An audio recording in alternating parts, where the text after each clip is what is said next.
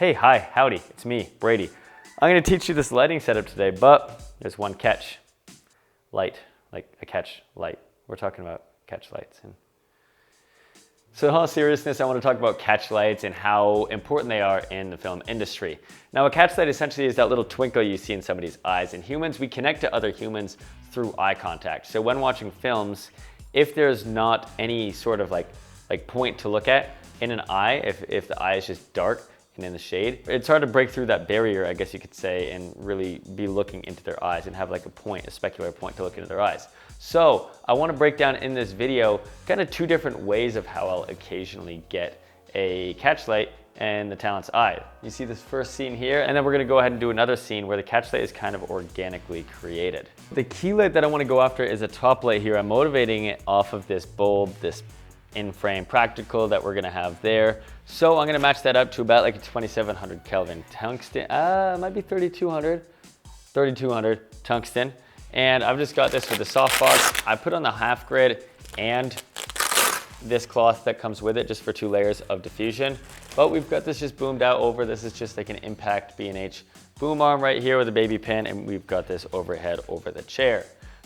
So that's pretty much our key light there. I want to have a little spill on this back wall here, so I've just got an Amaran PT4C tube. It's got these magnet clips that even come with it that just stick to, look at that, metal.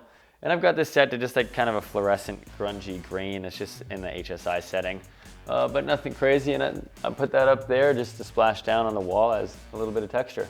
And some nice color contrast. You see me do it all the time with the tungsten to like this fluorescent grungy green.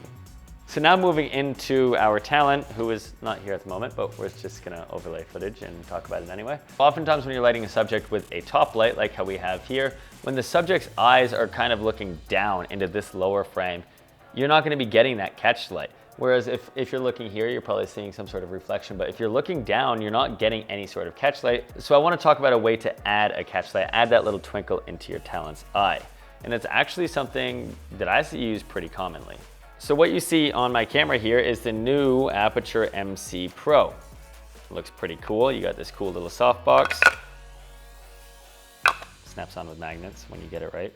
But essentially I've just got this rigged up here because now wherever the camera's pointing, you're gonna get this little reflection in your talent's eyes. So when Ella was looking down, without this, you're not gonna get that reflection from this, but when I turn it on, you see just a little specular orb in her eye, giving us just a little bit of a catch light, which is great for circumstances where you're not naturally getting that from, say, a key light or a window or anything else in the scene. Right now, it's dark in the entire environment, so I added on this MC Pro just so I could have a little twinkle in her eye. And I've really got this on like 0.5%, really nothing strong, because I don't want it to fill and cast on her too much at all, if any. Now that is one way to go about getting a catch light in your talent's eye. The other way comes a little bit more organically. So I want to go ahead and do one more scene with a different light placement, because light placement has a huge effect on how a catch light, I guess, reflects in your talent's eye.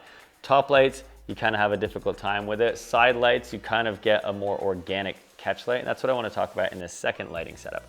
Nothing crazy, but it gets the job done. So the first light I added here was this key light, we'll say, and I bounced around with how I wanted to place it, but I ended up putting this Aperture 600C is what it is, through this unbleached muslin. So unbleached muslin is just a rag that I got from Joann's Fabrics.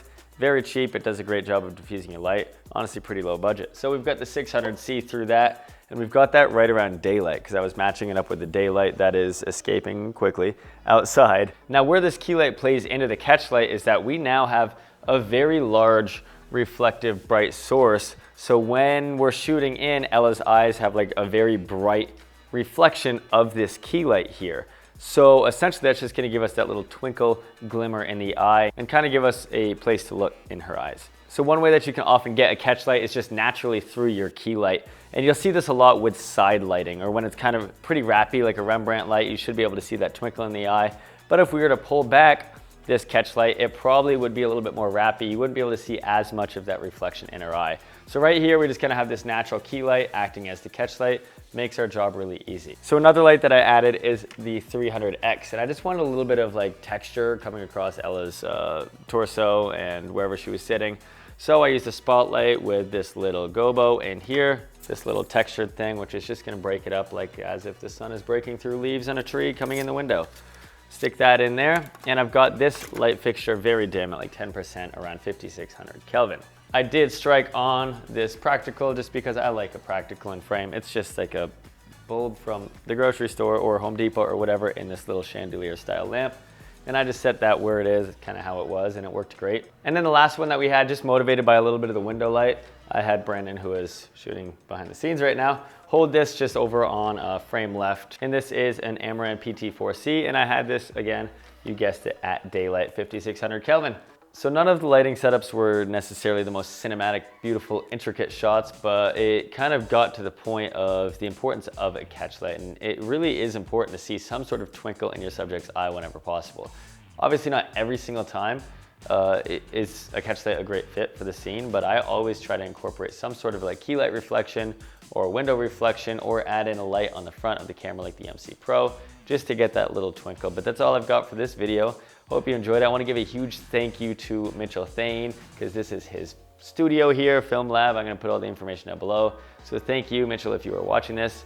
I appreciate you so much. And for everybody else who is watching this, I love you, and I'll see you next time. Bye-bye.